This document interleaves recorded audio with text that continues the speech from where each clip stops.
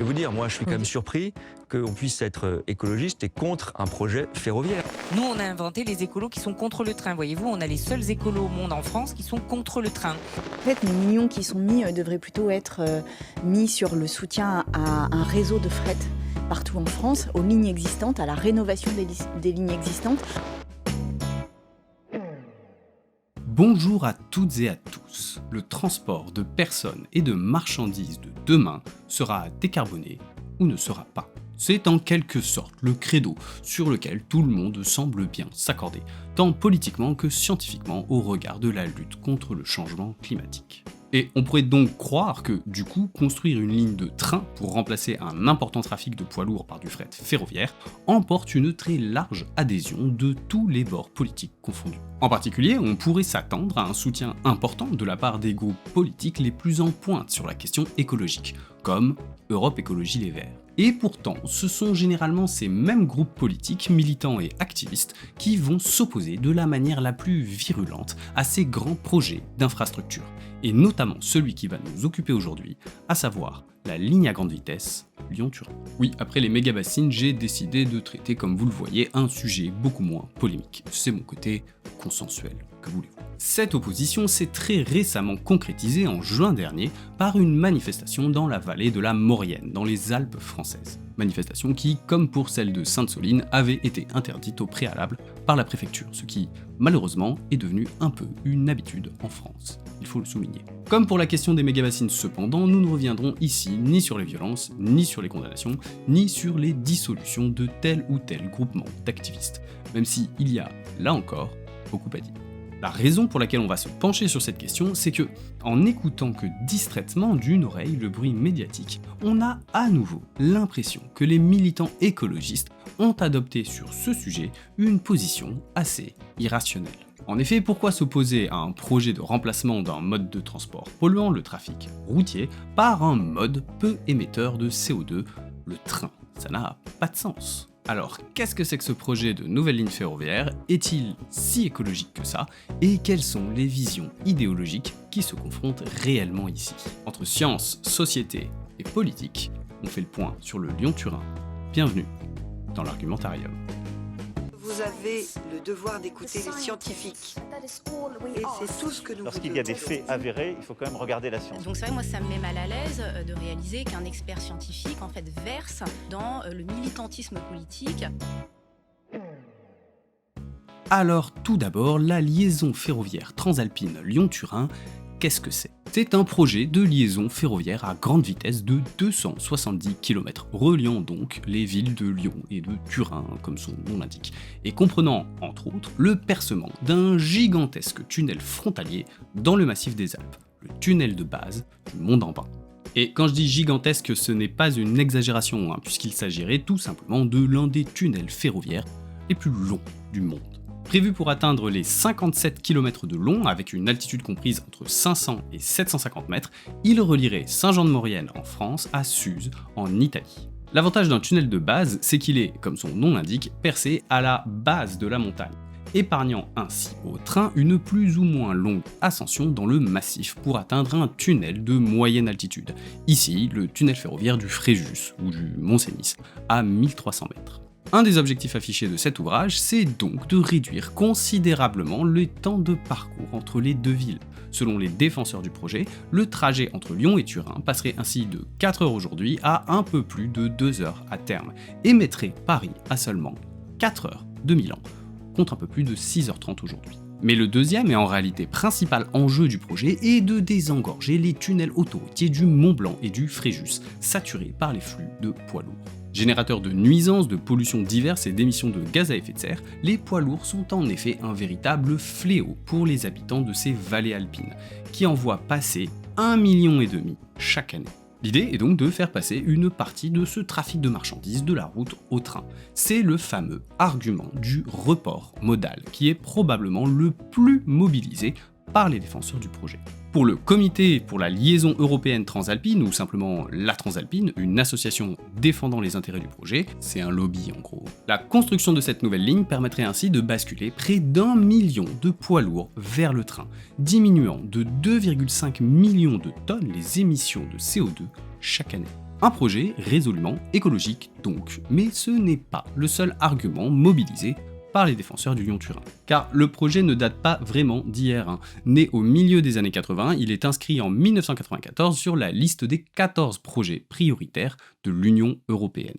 Alors évidemment, vous vous doutez bien que si c'est un projet qui est né à la fin du XXe siècle, la décarbonation du transport n'était pas vraiment l'objectif initial. L'autre argument avancé est en fait celui de la place indispensable de cette ligne dans le réseau ferré européen et dans la politique de l'Union européenne, qui était à l'époque en pleine construction post-guerre froide. L'enjeu politique derrière cette nouvelle ligne, c'est surtout de rapprocher les villes, de construire cette Europe unis qui créent des ponts, et en l'occurrence là des tunnels, plutôt que des murs, bref, de s'inscrire dans un grand projet civilisationnel de construction fraternelle européenne. Et ne croyez pas que j'exagère, c'est vraiment cet argument qui est mis en avant, notamment dans cette vidéo de la TELT, la société franco-italienne qui est chargée de la construction de la ligne. Dans le narratif politique européen, construire cette ligne se révèle alors incontournable, impérative, nécessaire, indispensable même à l'avenir du réseau de transport continental. Et d'ailleurs, les deux autres principaux pays alpins voisins de l'Italie, la Suisse et l'Autriche, l'ont très bien compris, puisqu'ils ont lancé leur chantier de tunnel de base il y a déjà plusieurs années. Dans le cas de la Suisse, qui serait l'exemple à suivre en la matière, 3 tunnels ferroviaires ont ainsi été construits entre 2007 et 2020. Les tunnels du Lotsberg, du Saint-Gothard et du Sénéry. L'Autriche suit la Suisse de près, avec le tunnel ferroviaire de base du Brenner, dont les travaux ont commencé en 2011 et dont la mise en service devrait advenir, comme pour le Lyon-Turin, en 2032, et qui sera, avec une longueur de 64 km, le tunnel ferroviaire le plus long du monde. La construction de ces tunnels répond donc à une politique ambitieuse de l'Europe, dans ce qu'elle appelle les corridors ferroviaires du réseau transeuropéen de transport. Et pour la construction du corridor numéro 3, le corridor méditerranéen qui doit relier Lisbonne à Budapest, la jonction à grande vitesse entre Lyon et Turin apparaît tellement essentielle que l'Union assurera la moitié des coûts de construction du tunnel frontalier, évalué à près de 9 milliards d'euros. En s'opposant à ce tronçon, la France briserait le chaînon central du réseau et mettrait en péril l'existence du corridor méditerranéen tout entier. En outre, elle perdrait également sa position forte dans le trafic des marchandises en Europe, au profit des Suisses et des Autrichiens qui se tailleraient ainsi la part du lion dans le transport ferroviaire transalpin. Bref, en plus d'être écologique, cette ligne ferroviaire s'avère donc nécessaire à la construction européenne, ce qui rend d'autant plus étrange l'opposition d'Europe Écologie Les Verts à ce projet, puisque, comme leur nom l'indique, l'écologie et la construction européenne font partie intégrante de leur corpus idéologique. Non, décidément, il semble très peu rationnel de s'opposer à un tel ouvrage si on est un tant soit peu investi dans la transition écologique, qu'on soutient la construction du réseau ferré et qu'on aspire à la prospérité et à la fraternité entre les peuples européens. Sauf que... bon, si vous connaissez un peu la chaîne, vous devriez savoir ce qui va suivre. Car de la même manière que les mégabassines ont pu apparaître à première vue comme de bons ouvrages pour faire face à la sécheresse et se révéler finalement des maladaptations au changement climatique, ce projet de ligne Lyon-Turin commence à apparaître aux yeux d'un nombre croissant d'acteurs et de scientifiques comme plutôt inadapté aux enjeux du XXIe siècle. Car, premièrement, et contrairement à ce qu'on pourrait penser, construire des tunnels est extrêmement coûteux sur le plan environnemental. Outre les gravats issus de l'excavation, l'artificialisation des terres et la dépollution qu'il faut gérer, la perforation de certaines couches géologiques entraîne parfois une grande déperdition d'eau souterraine. Selon un rapport d'expertise de la Commission européenne de 2006, le chantier provoquera ainsi un écoulement de 60 à 125 millions de mètres cubes par an. Alors, le rapport lui-même indique bien que ces estimations sont probablement surévaluées, mais il précise que même un drainage de la fourchette basse de cette déperdition aura d'importantes répercussions sur le cycle hydrologique local, et un suivi particulièrement rigoureux de ce point est donc demandé aux constructeurs. Or, un rapport du BRGM de 2021, soit 15 ans après le rapport d'expertise de la Commission, est particulièrement sévère sur le suivi hydrologique effectué par TELT. Les résultats de ces analyses mettent en évidence des problèmes de continuité insuffisante du suivi, d'imprécision des mesures et de non-quantification des débits très élevés pour plusieurs points d'eau. Près de 75% des chroniques examinées ont une exploitabilité réduite à cause d'un ou plusieurs de ces problèmes. Le bureau exige donc de la part de TELT un meilleur suivi de la ressource en eau, car de toute évidence, le chantier commence bel et bien à impacter plusieurs villages, alors même que les travaux viennent à peine de commencer. Toujours sur le plan environnemental, les opposants au Lyon-Turin mettent en avant le fait que le chantier va détruire environ 1500 hectares de terres agricoles du côté français, un chiffre très supérieur à ce que le projet prévoyait initialement lors des enquêtes publiques. Et fait assez rare pour le souligner, le projet arrive sur ce point à mettre d'accord contre lui les antennes locales de la FNSEA et de la Confédération paysanne. Bon, le chantier cause des nuisances environnementales, ok, mais c'est pas une surprise, me direz-vous. Tous les grands projets d'aménagement ont des impacts négatifs au niveau local. C'est bien sûr regrettable, mais ce qui est important, c'est qu'à terme, on évitera d'émettre du CO2 grâce au report modal vers le train. Et face aux défis du changement climatique, c'est bien ça la priorité, non? Mais c'est tout à fait pertinent comme remarque, effectivement. Sauf qu'à y regarder d'un peu plus près, ce qu'ont fait certains scientifiques, on s'aperçoit vite que les prévisions de ce report modal sont un soupçon surestimé. Et oui, c'est un euphémisme, vous allez voir. Dans une note de 2020 à destination de la Cour des comptes européenne, le chercheur Yves Crozet, économiste des transports, note que le report d'1 million de poids lourds n'est prévu que dans le cas d'un scénario très favorable au projet. Reprenant les prévisions de l'enquête publique de 2012, il indique en effet que ce report ne s'effectuerait que dans le cas où le transport de marchandises dans la région passerait de 30 millions de tonnes en 2004 à près de 75 millions en 2035, soit une augmentation de 150%. Pour le fret ferroviaire seul, précise Yves Crozet, ce scénario prévoit une multiplication par 14 du transport de marchandises par rapport à aujourd'hui. Une augmentation du trafic qui ne correspond absolument pas à la réalité observée, puisque les échanges entre la France et l'Italie restent globalement stables depuis 1994, soit l'année de validation du projet par l'UE, ironiquement. De plus, on pourrait croire que dans ce scénario, au moins le trafic de poids lourds s'en trouverait considérablement réduit, puisque c'est l'objectif initial. Eh bien, pas du tout, car dans ce scénario, l'hypothèse des 1 million de camions passés sur les trains s'appuie en fait sur l'explosion du trafic routier, dont le train capterait une partie de l'augmentation, et pas d'un transfert d'une partie du trafic actuel sur le train, comme s'il s'agissait d'un simple système de vases communicants. Dans ce scénario optimiste, il est ainsi prévu pas moins de 2,2 millions de poids lourds sur les routes, contre seulement 1,5 million aujourd'hui, soit une augmentation de 47%. Pour les habitants de la Maurienne, ce sera donc en fait la double peine. Non seulement ils vont encaisser les nuisances des travaux pendant 20 ans, mais ils subiront en plus une augmentation du trafic routier à terme, et non une baisse. Enfin, Yves Crozet rappelle que si le train est effectivement peu émetteur de CO2, le creusement d'un tunnel ferroviaire l'est. Et qu'il faut donc compenser à terme les émissions du chantier, de l'ordre de 9 millions de tonnes de CO2. Or, celui-ci s'interroge sur l'origine des chiffres avancés par les défenseurs du projet, à savoir la réduction à terme de 2,5 millions de tonnes de CO2 par an, et donc une compensation totale des émissions du chantier en 2037. Pour lui, ce chiffre est lui aussi complètement surestimé. Selon ses calculs, la réduction d'1 million de poids lourds entraînerait plutôt une baisse de 300 à 400 000 tonnes de CO2 par an, reculant ainsi la date d'une éventuelle compensation à 25 ans minimum après la livraison du tunnel. Et ce, en partant du principe que le report modal se fasse dès la première année avec une exploitation optimale de la nouvelle ligne. Une exploitation optimale qui semble très peu probable, puisque les autres tunnels ferroviaires qui compléteront la ligne côté français ne sont même pas actés. Et oui, les jolis tracés que vous voyez dans les médias sur les belles cartes fournies par TELT, la Transalpine ou la SNCF, eh bien ce sont des tracés proposés, ils n'ont rien de définitif. Et d'ailleurs, ils sont encore aujourd'hui âprement discutés entre les élus locaux et le gouvernement.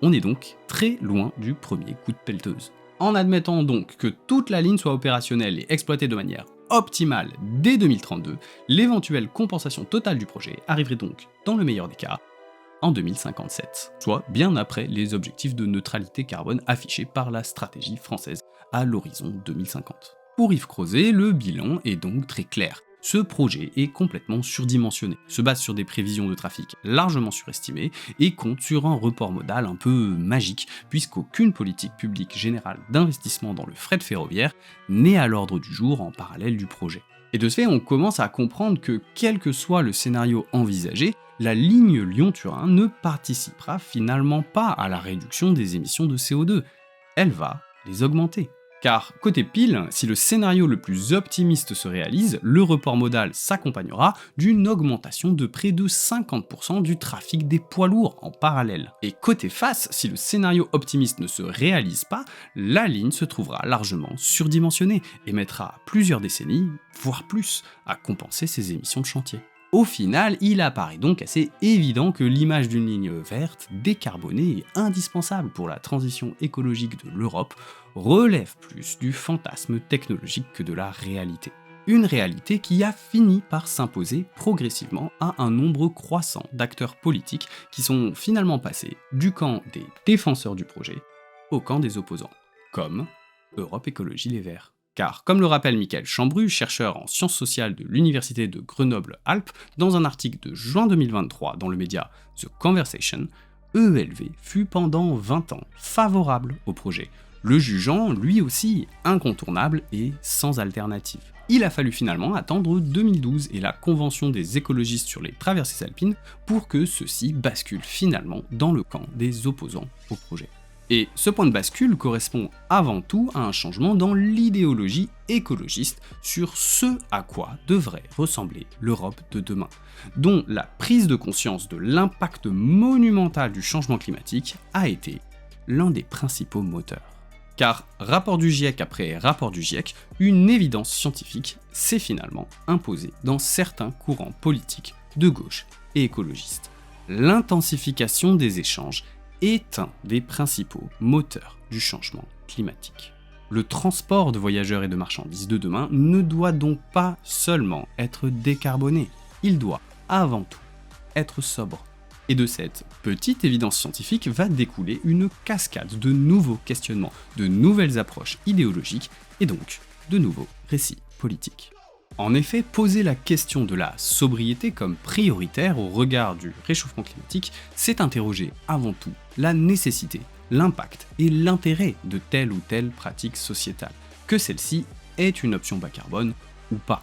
La meilleure des énergies, c'est celle qu'on ne consomme pas. Est-ce que le monde dans lequel on peut faire Paris-Milan en moins de 4 heures, fût-ce en train, est un monde compatible avec la lutte contre le changement climatique? Est-ce d'ailleurs un monde désirable? Dans une Europe où les métropoles se trouvent de plus en plus proches les unes des autres par des connexions à grande vitesse, quelle place reste-t-il pour les espaces et les régions qui se trouvent entre ces métropoles?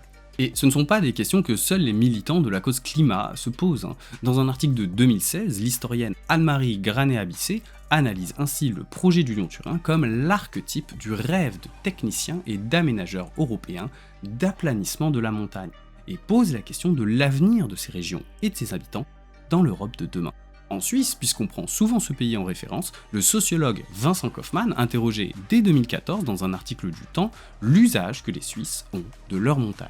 Avant d'engager d'immenses dépenses pour construire un second tube routier, demandons-nous si nous voulons continuer à abolir les distances et faire de la Suisse une vaste région urbaine fonctionnelle. Veut-on faire du Tessin la grande banlieue sud de Zurich? L'intensification des percements de tunnels dans les Alpes suisses fait en effet de plus en plus débat, notamment du fait du projet de percement d'un second tunnel autoroutier au niveau du Saint-Gothard, indiquant au passage que le fait d'ouvrir un nouveau tunnel ferroviaire en 2016 n'a pas pour autant réduit les ambitions du secteur autoroutier. La remise en question du Lyon-Turin, on le comprend donc, est avant tout la remise en question d'un modèle de développement face à l'urgence du changement climatique. Car la sobriété énergétique passe avant tout par le fait d'optimiser l'existant et pas de créer de nouvelles routes d'échange et de trafic, fussent-elles moins carbonées. D'où l'argument phare des opposants au Lyon-Turin de réinvestir dans la ligne existante plutôt que d'en construire une nouvelle, et ce malgré les limites techniques indéniable que celle-ci comporte. L'évolution de la position d'Europe Écologie Les Verts, tout comme celle de nombreux acteurs militants pour la cause climat, est donc parfaitement cohérente idéologiquement, contrairement à ce qu'on pourrait penser. Favorable à la construction européenne, la formation verte adhère d'abord au récit général de développement des interconnexions ferrées des grands centres urbains européens, quitte à parfois faire une entorse locale à certains enjeux environnementaux. Mais dès lors que la sobriété énergétique et la fin de l'intensification des échanges de marchandises s'imposent du fait de la lutte contre le réchauffement climatique, l'inadéquation du premier récit européen apparaît au grand jour. Il faut donc en proposer un autre, celui de l'Europe des régions reconnectées localement, abandonnant les projets de connexion hyper rapide entre métropoles. Et vous noterez que c'est également cette ligne argumentative qui est mobilisée pour s'opposer à la ligne LGV Bordeaux-Toulouse, alors même qu'il n'y a pas de tunnel gigantesque à percer dans cette zone. L'opposition à ces grands projets n'est donc pas seulement liée à leur coût environnemental local, elle est le fruit d'une évolution idéologique plus générale qui va se décliner à tous les projets considérés comme inutiles et trop coûteux, et ce, même s'ils présentent à première vue des avantages de décarbonation. Le projet du Lyon-Turin est ainsi particulièrement représentatif, puisqu'il va coûter au bas mot la bagatelle de 30 milliards d'euros d'argent public. Argent qui, selon les opposants, pourrait, un peu comme dans le cas des méga-bassines, être alloué à d'autres chantiers bien plus performants pour la transition écologique, comme par exemple le réinvestissement dans des réseaux de trains régionaux. Et c'est une évolution d'autant plus cohérente que, scientifiquement, comme on l'a vu dans la vidéo précédente, de plus en plus de scénarios de démétropolisation, de sobriété énergétique et de réduction des échanges semblent indiquer qu'effectivement, ce sont les chemins politiques qui auront les meilleures chances de lutter efficacement contre le changement climatique. Alors, le Lyon-Turin est-il écologique ? Vraisemblablement pas. Mais finalement, est-ce vraiment la question la plus pertinente pour comprendre l'opposition générale des activistes du climat à ce type de grand projet ? Car on peut argumenter, calculer, mesurer et s'affronter à grands coups de chiffres pour démontrer qu'il est moins émetteur en CO2 de construire cette ligne pour effectuer à terme le trajet Paris-Milan en 4 heures par le train, plutôt que de le faire en avion, ou de faire passer 40 millions de tonnes de marchandises par le fret ferroviaire, plutôt que par l'autoroute. Mais au-delà de ces grands comptes d'apothicaires, le véritable questionnement qui est soulevé est bien plus profond et idéologique que ça. Est-il de toute façon souhaitable de relier Paris à Milan en moins de 4 heures, ou d'échanger 40 millions de tonnes de marchandises, et ce, quel que soit le moyen ? La construction de cette ligne s'inscrit dans un récit politique qui prend sa source à la fin du XXe siècle, dans une Europe qui aspirait avant tout à multiplier les échanges commerciaux et à rendre accessibles rapidement toutes les métropoles du continent. Mais au regard des nouveaux enjeux du XXIe siècle et notamment climatiques, ce type de projet reste-t-il pertinent ? Doit-on toujours considérer essentiel de se lancer dans des chantiers pharaoniques dans le but de gagner quelques dizaines de minutes pour des trajets que très peu d'entre nous empruntent ? Parce que je sais pas pour vous, mais moi je vais pas à Milan tous les 4 matins, je peux donc parfaitement envisager de prendre quelques dizaines de minutes supplémentaires pour m'y rendre. Quant au transport de marchandises, on peut regretter que le trafic terrestre de la Manche à l'Italie passe désormais majoritairement par la Suisse et non par la France. Mais outre le fait que devenir un pays plateforme de transit n'est pas sans conséquence et pose de plus en plus de questions chez nos voisins helvètes, il ne faut pas perdre de vue que le meilleur moyen de favoriser la sobriété énergétique, c'est de se reposer sur l'existant. Les tunnels ferroviaires suisses existent désormais et disposent déjà d'une grande capacité de transport. Cela a-t-il vraiment un sens de tenter de les concurrencer en cherchant à dynamiser un trafic franco-italien qui semble relativement stable depuis 30 ans ? Pour reprendre les mots d'Yves Crozet, le corridor méditerranéen n'existe pas à ce jour. Est-il donc vraiment indispensable de le créer ? Ce grand projet transalpin s'inscrit enfin dans une vision européenne très marquée par la croissance et l'interconnexion des métropoles, qui n'intègre en fin de compte que très peu les dynamiques et spécificités locales des régions traversées par ces connexions. Que ce soit sous les Alpes, dans le plateau lorrain ou le long de la Garonne, le projet semble ainsi toujours le même, relier des métropoles entre elles par le chemin le plus court, quitte à construire des stations de TGV au milieu de nulle part, parfois sans aucune connexion avec le réseau régional. Pour Michael Chambru, les régions montagneuses se trouvent en plus soumises à la double injonction d'être à la fois des régions intermétropoles, donc à traverser rapidement, mais aussi à être suffisamment préservées et accessibles pour les catégories urbaines les plus aisées, qui peuvent ainsi profiter de vacances à la montagne dans un cadre idyllique, naturel et hors du temps. Des régions qui ne sont, là encore, envisagées, aménagées et investies que par le prisme des métropolitains, les réduisant finalement à des territoires ayant avant tout vocation soit à les nourrir, soit à les divertir, soit à être enjambés le plus rapidement possible pour atteindre la métropole suivante. Et après tout, se demander si cette vision de l'Europe est en elle-même désirable n'a, au fond, rien d'irrationnel.